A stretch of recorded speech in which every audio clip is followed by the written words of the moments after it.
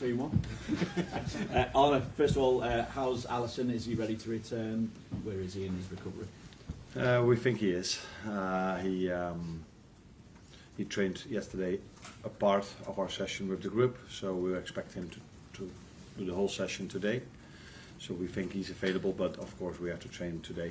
And of course we're really happy with Alisson being back, but I want to emphasize on the fact that Queeve did really well in the 2 games he was on goal for us. So another example of me having 2 and I think even 3 good options in certain position in this in goal. Whereas in your forward line you've got 6 options. Just thinking, Jota scored 2 goals against West Ham. Salah's got 4 goals in his 7 games so far. Gakpo's off the mark with 2 against West Ham. Nunez started back-to-back games and scored against Bournemouth, and Luis Diaz 5 goals in 6 appearances so far. Add to that, you've been able to give Chiesa a minute. So talk us through how you look at, or how would you describe the decisions you've got to make when selecting your starting forward line? For me, it says 2 things. It says, one, that these players have a lot of quality, and second of all, it says that the team is always creating chances for the players that we are selecting for that game. Because if we play Cody or if we play Lucio, the team is just creating chances for these individuals, and because they have so much quality, they can make this promote this to assists or goals. So yeah, that's what it says to me.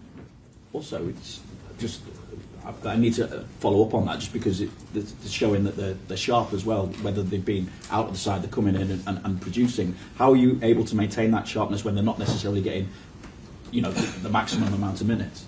Yeah, that's the positive thing about playing so many games, that these players will always play a lot of games, and I think they understand that they can't play every game unless it's absolutely necessary.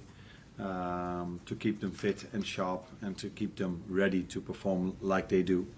So as long as they accept the situation as it is, and that's what they're doing at the moment, because they have good numbers, and I see them smile a lot as well, then it's a very positive thing for us, and that's also one of my things on my job. I have to keep them alert and happy in the position they are in. Finally, for me, I think I know the answer to this as well, but with regards to contract situations, obviously there's further talk of Trent being offered a new contract, continues to be linked with Real Madrid. How disappointed would you be if you only got to work with Trent and or Virgil or Mo for just 1 year? Because I'm guessing you're not going to bring us up to date on what the contract situation is at the moment. No, and you're just trying to find another way of asking me. I'm very happy that these 3 players are in my team at the moment, and there are a lot of games to be played in this season, and especially also in the upcoming week and weeks. So I'm really happy that I can select them, and let's see what the future brings. Continuing on with that theme of the depth of the squad, Curtis Jones obviously impressing in midweek as well, particularly after the change of position, when it's so necessary in this busy period that you've already spoken about. How impressed are you with this inherited squad's willingness to learn, adapt on the job, on the go?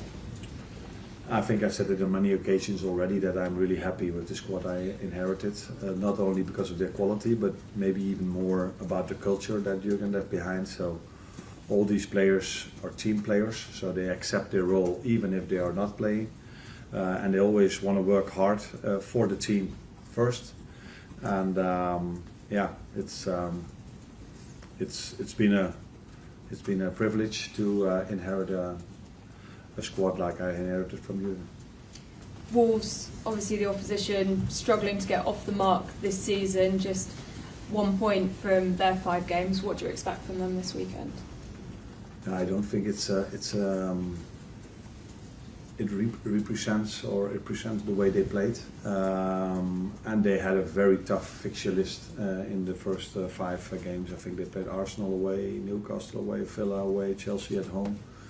So yeah, that's a more difficult schedule than we had, for example. So you always have to take this into account, and of course I had to watch a few games of them because we play them tomorrow, and I can see that even the games were very tight and they deserved more than they got a few times. So I think they will be fine during the season. Hopefully not tomorrow, but they will be fine in the end of the season. Hi there, Arne. More encouraging signs this week with the victories against Bournemouth and West Ham. But in both games, you gave up quite a lot of chances to the opposition. How much of a concern is that? Because excellent goalkeeping from Quibine Kelleher in both games, but you can't always guarantee that goalkeeping excellence, even despite the fact you've got quality in that position. Yeah. Now, the last thing you say is very important for us in the last two games, that we have a lot of quality in that position. On the other hand, we create a lot of chances as well, but in an ideal world we don't concede as much as we did in the last two games. But if there's one big difference for me between my former club and the competition I worked in and this competition, is that every team has so many quality players in their squad and in their team, that they are always able to create chances as well. So you also have to give credit to the teams we face and the quality they are having, but we need to do better in that aspect if we want to keep clean sheets more and more often. So we keep emphasizing on that. One of the reasons why the other team doesn't score that easy, it's also because we have a good goalkeeper, but if you every time count the bodies that are inside our 18-yard box the moment the other team gets a chance, that's also a real positive thing, and it makes it more difficult for the other team to score as well. Well, how do you address the question of doing better defensively? Because there's clearly a risk and reward element to the way that you play. Is it tinkering with what the players do individually and so therefore collectively? No, it's mostly about working on it collectively, but in our last game I think a few chances also came from set pieces. The goal they scored also came from a set piece, and their second big chance in the game was also a set piece. Then we lost one time the ball so easy where Summerville could go on a 1v1. So, but as always, it's always about the collective idea. That is what we have to improve, and then the individual quality that we have helps, of course, to become better as a team as well. Thank you. Arne, I was interested to read in your programme notes midweek that you kind of challenging the players to show you how they react to certain situations. Interested to know maybe if there's anything particular that you've learned in the last week or so that maybe you weren't aware of before, or anything that stood out in particular? I've said it earlier, I learn day by day, every time more about the players, because of course you know their quality, you know what they can do on the training grounds, but we haven't faced many setbacks yet, although the Forest game was a setback for us, so you always want to learn how do individual players and we as a team react on setbacks.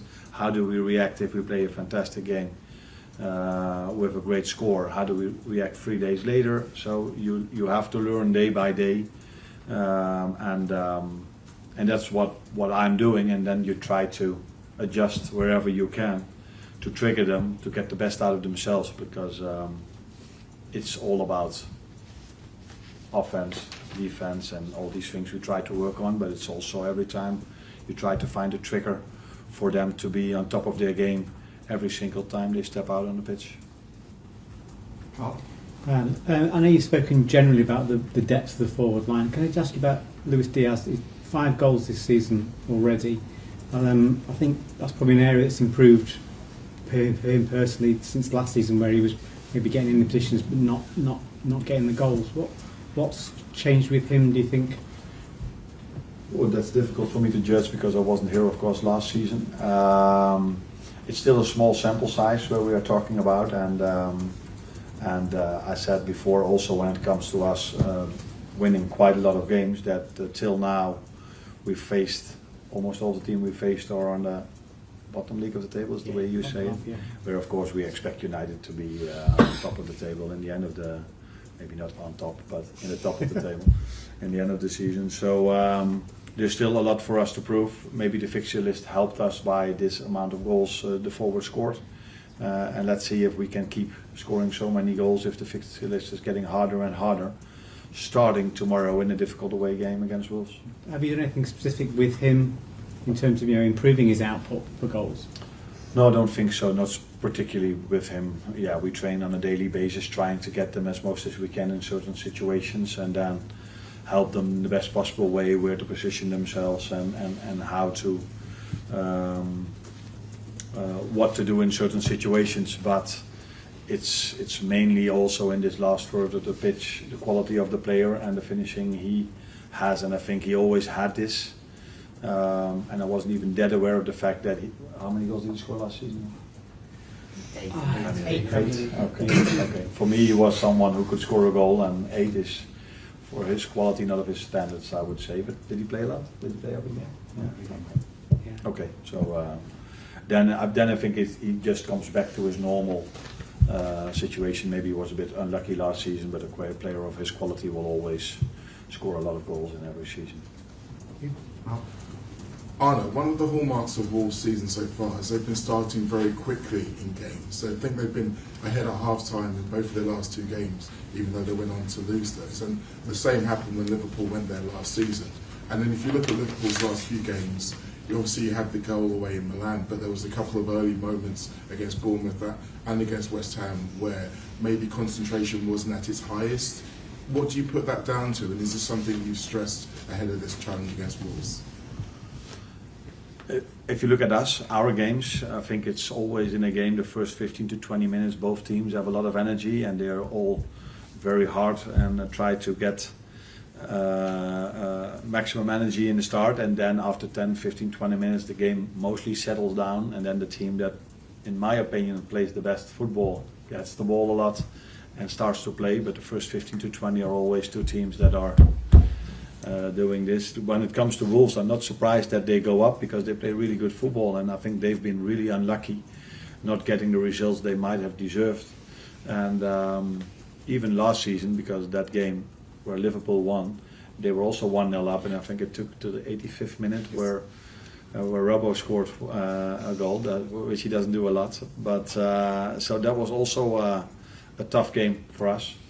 So I think the players who played that game, and almost all of them are still in the team, know how tough it is to play over there. So we need to be ready from in the start, but that you need to be in every game, because, like I said in the beginning, it's always 2 teams full of energy, trying to come out in the best possible way. Arne, how do you feel you came in and started the season after Jürgen? How do you feel, are you pleased with the progress of the team so far, where you are in the table? You know, did you expect to be this high up, especially with the fixture lists that came out? And you know, can the players keep this going for the entire season? I think it's been a positive start, with a small disappointment of us losing at home against Nottingham Forest. I think every home game you lose is a disappointment, especially if it's not against the team that's competing for a top 4 position. Although you never know what Nottingham Forest is going to do this season, but that was definitely a disappointment. But overall, it's been a good start. Not a perfect one, because then we would have won. We should have won the game I was just referring to. But the style we play, the way we play, is still very close, I think, to what you guys were used to for 9 years. And which is quite normal, because we almost have all the same players like Jürgen had, and keeping results going is a good thing.